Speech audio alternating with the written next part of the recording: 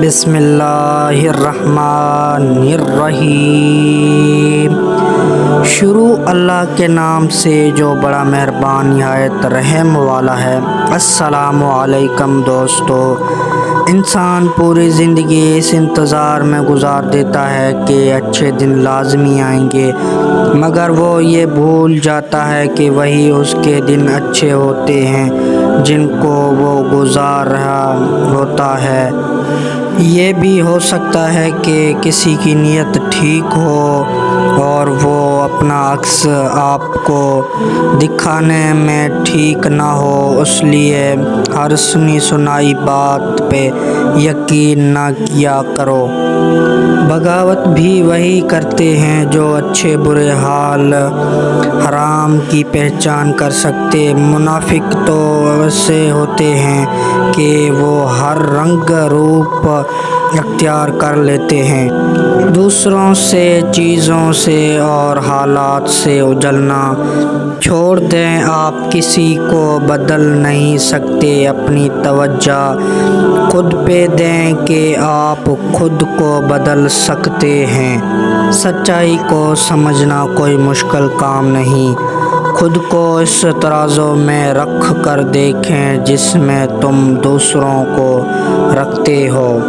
زندگی میں آپ جو چاہتے ہیں وہ لازمی حاصل کریں، مگر یہ یاد رکھیں کہ آپ کسی کے دل پہ پاؤں مت رکھ کر گزر رہے ہیں۔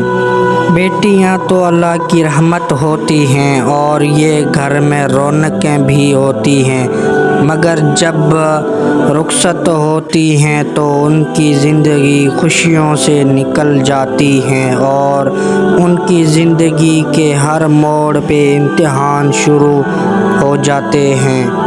کبھی سسرال میں ان کی فرمائشوں کے مطابق زندگی ناگزر رہنے کی پریشانی تو کبھی شوہر کی بلا وجہ بھی بحث کی پریشانی، اور اس کو سمجھ نہیں آتی کہ وہ کس کی سنے۔ کبھی والدین کی فرمائشیں تو کبھی بیوی کی ضروریات کا خیال رکھنا۔ ان کے درمیان شوہر ایک فٹ بال بن جاتا ہے اور وہ سمجھ نہیں پاتا کہ کس طرح وہ اپنا رخ کرے اور کس کی سنے، جس وجہ سے وہ غصہ کرنے لگتا ہے۔